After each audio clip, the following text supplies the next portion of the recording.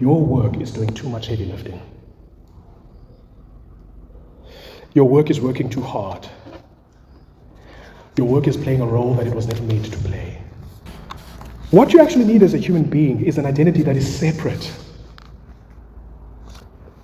from both success and failure. An identity that will not give you a big head when you succeed. An identity that will not crush your heart when you don't reach those levels of success that you dreamed of once upon a time. And the old English poet Rudyard Kipling, he understood this. And he put it eloquently and memorably in a poem titled If. Rudyard Kipling recognized that you need an identity that can meet with both triumph and disaster, and treat those two things both the same as imposters.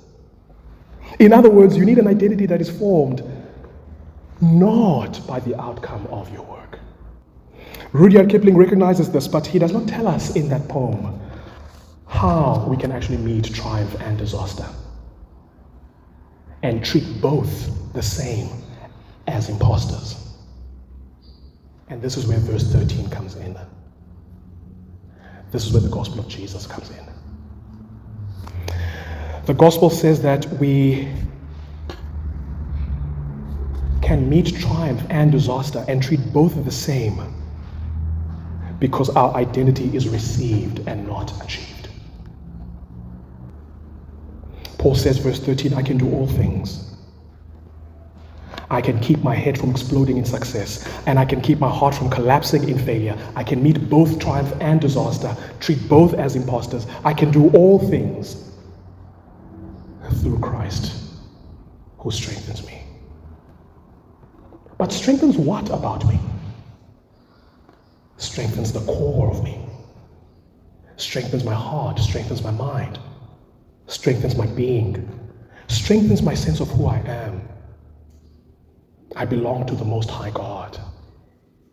Strengthens my sense of value. I am loved by God. I was created to have an identity that is rooted in God.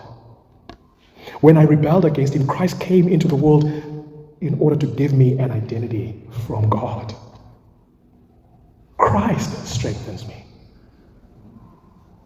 You and I, we've given work and success too much responsibility. We've asked money to tell us who we are, to give us a sense of self. We've asked money to give us a sense of value. That was never the job of our jobs. That was never the job of money. That was always God's job.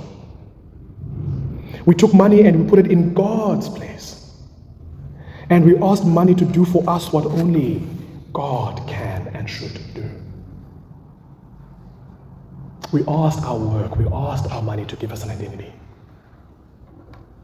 And Christ came to free us from that awful trap.